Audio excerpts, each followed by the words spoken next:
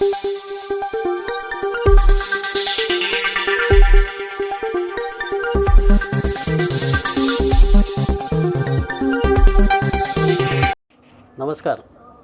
राज्याचे दिव्यांग कल्याण विभागाचे सचिव तुकाराम मुंढे यांनी दिलेल्या सूचना आणि आदेशानुसार राज्यातील जिल्हा परिषदेमधील सर्व विभागाचे दिव्यांग अधिकारी आणि कर्मचाऱ्यांच्या प्रमाणपत्राची तपासणी करण्याचे आदेश देण्यात आले होते.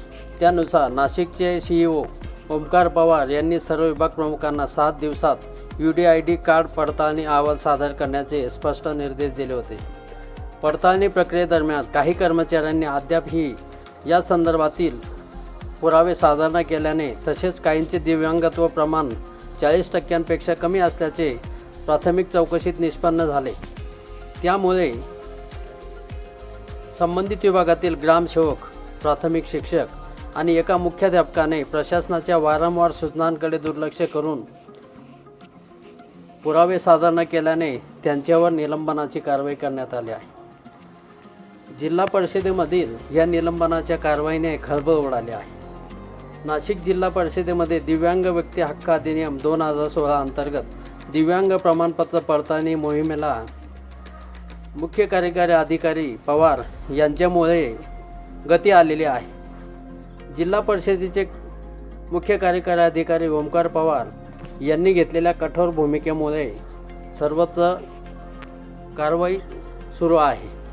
या मोहिमेअंतर्गत आतापर्यंत 3 ग्रामसेवक, 14 प्राथमिक शिक्षक तसेच 1 मुख्याध्यापक अशा एकूण 18 कर्मचाऱ्यांवर निलंबन तसेच शिस्तभंगाची कारवाई करण्यात आली आहे. यापूर्वीही 2 ग्रामसेवक आणि 2 लिपिक तसेच एका शिक्षकावर कारवाई करण्यात आल्याने जिल्हा परिषद दिव्यांग प्रमाणपत्र पडताळणीत आतापर्यंत तब्बल 23 कर्मचाऱ्यांवर निलंबनाची कारवाई झाली. या कारवाईमुळे अनेकांनी धास्ती घेतलेली आहे. मात्र दिव्यांग कल्याण विभागाचे सचिव तुकाराम मुंढे यांनी घेतलेल्या या नव्या निर्णयाचे स्वागत सर्वत्र होत आहे. एशियन न्यूजसाठी प्रतिनिधी नाशिक. धन्यवाद. या बातमीपत्राचे प्रायोजक आहेत Jai Shankar Vijayangan senior citizen club आणि शिवसुमन आनंदाश्रम. वृद्धांना निसर्गरम्य वातावरणात राहण्यासाठी व्यवस्था.